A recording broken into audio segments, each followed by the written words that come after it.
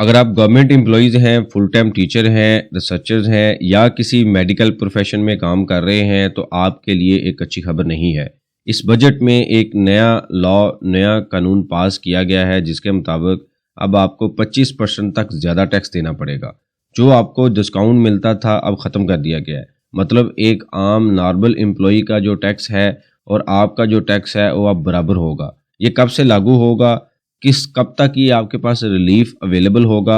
आज के इस लेक्चर में इस कॉन्सेप्ट को स्टडी करते हैं। आप देखें प्रैक्टिकल लर्निंग हाउस में हूं फ़हीम महबूब। जैसे आप सबको पता है जो बजट है अप्रूव कर दिया गया है 1 जुलाई 2025 से ये लागू होगा। इसमें काफ़ी ज़्यादा तब्दीलियाँ की गई हैं।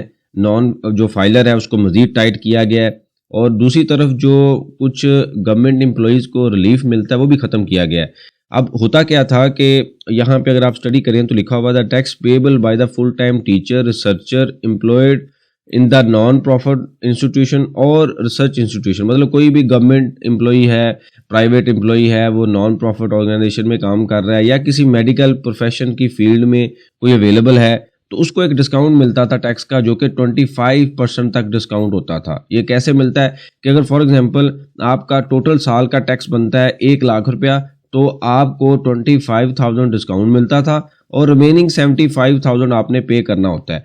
वेयर एज जो दूसरा एम्प्लॉई है, नॉर्मल एम्प्लॉई है, अगर इसके अलावा कोई और एम्प्लॉई है जो कि टीचर रिसर्चर या मेडिकल प्रोफेशन में नहीं है तो उसने पूरा 1 लाख पे करना होता है। तो ये स्पेशल डिस्काउंट दिया गया था कि जो टीचर्स हैं वो कंट्रीब्यूट कर रहे हैं, स्टूडेंट्स हैं उनको पढ़ाते हैं, आगे जो जनरेशन है उनको ट्रेनिंग दे रहे हैं। इसी तरीके से मेडिकल प्रोफेशन थे, रिसर्चर थे, उनको एक रिलीफ दिया गया था कि और गवर्नमेंट ने हमेशा बाज़ डिपार्टमेंट को रिलीफ दिया है क्योंकि वो time to time different department को प्रमोट करना चाहते हैं। तो अब ये सारी प्रमोशन आपकी ख़त्म हो चुकी है। आपने भी अब 1 लाख रुपए देना है और जो नॉर्मल एम्प्लॉई है उन्होंने भी 1 लाख रुपए देना है। आप में और नॉर्मल एम्प्लॉई में अब कोई फ़र्क नहीं है। यहाँ पे अगर आप देखें तो ये लिखा हुआ है बड़ा clearly, provided further that the provision of this clause shall be deemed to have been force with effect from the first day of the July 2022 to June 2025। उसके बाद खत्म है, लिखा हुआ है and shall cease to have effect after tax year 2025। हुआ क्या था कि ये डिफरेंट तरह की न्यूज़ आ रही थी एफबीआर की तरफ से, एफटीओ की तरफ से, गवर्नमेंट इंस्टीट्यूशन की तरफ से कि जो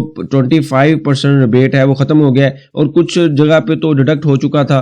तो डिफरेंट जगह पे ये न्यूज़ चल रही थी। तो अब एफबीआर ने इसको एक्ट का पार्ट बना दिया, ऑर्डिनेंस का पार्ट बना दिया, लॉ का पार्ट बना दिया और कह दिया कि जुलाई 2022 से जून 2025 तक अगर आपका ये पीरियड है तो यहाँ पे तो आपको डिस्काउंट मिलेगा। अब 2025 के बाद यानी कि 1 जुलाई 2025 के बाद अब कोई रिलीफ नहीं है। अगर आपका 1 लाख रुपया टैक्स बनता है तो आपने 1 लाख रुपया ही टैक्स देना है, कोई आपके लिए बचत नहीं है। तो ये अच्छी खासी सेविंग थी कि जो टैक्स की अमाउंट है उसका 25% तक आप सेव कर सकते हैं जो कि आपकी टैक्सीबल इनकम का एक खास परसेंटेज 5, 6, 7% तो बन जाता है सम टाइम। तो ये एक अच्छी खासी सेविंग थी। जो रिलीफ था वो अब ख़त्म कर दिया गया है। एक और बड़ा इंपॉर्टेंट पॉइंट है, वहाँ पे लिखा हुआ है कि यहाँ पे अगर आप मेडिकल प्रोफेशन से अगर डॉक्टर्स हैं या इस तरह की फील्ड में पढ़ा रहे हैं तो आप उनके लिए कि provided that this clause shall be not apply to teachers of medical profession who derived income from the private medical practice or who receive share of consideration received from the patient। कि अगर कोई ऐसे teachers हैं जो कि medical college में पढ़ा रहे हैं और साथ अपनी प्राइवेट प्रैक्टिस भी कर रहे हैं या किसी पेशेंट से कोई उनको शेयर आ रहा है, इनकम आ रहा है, उनके लिए अप्लाई नहीं होगा। मतलब वो इस कैटेगरी से निकल जाएंगे। ये सिर्फ उनके लिए है जो सिर्फ उसे पढ़ाते हैं और उसके बाद जो है उनको डिस्काउंट अवेलेबल होगा। बाकी जो टीचर्स हैं, रिसर्चर्स हैं, वो ऑब्वियसली उनकी कैटेगरी में ये डिफाइन नहीं है कि वो ट्यूशन्स पढ़ाते हैं या अदर सोर्स इनकम है, उनके लिए उन्होंने ये जो है वो अभी तक यहाँ पे अवेलेबल नहीं किया। तो 25 तक आप इसका रिलीफ आपको मिलेगा, उसके बाद नहीं मिलेगा। अब आप ये सोच रहे होंगे कि भाई ये तो ऑलरेडी 25 गुजर गया है तो अभी क्यों किया है। ये हमेशा से एफबीआर की ये प्रैक्टिस रही है कि 2025 में आके वो कह देता है कि पिछले साल से ऐसा होगा, टाइम गुजर चुका होता है। आपके सामने एक एग्जांपल है 7E प्रॉपर्टी टैक्स था जो कि 2022 में आता है, जुलाई 22 में, और कहा जाता है अप्लाई कहाँ से होगा 2021 में। तो ये एफबीआर की एक हैबिट रही है, उसका एक वर्क स्टाइल रहा है, स्टाइल था कि वो हमेशा वो बैक डेटेड पे चीज़ें अप्लाई करता है ताकि टैक्स पेयर जो है वो कम से कम रिलीफ ले सकें।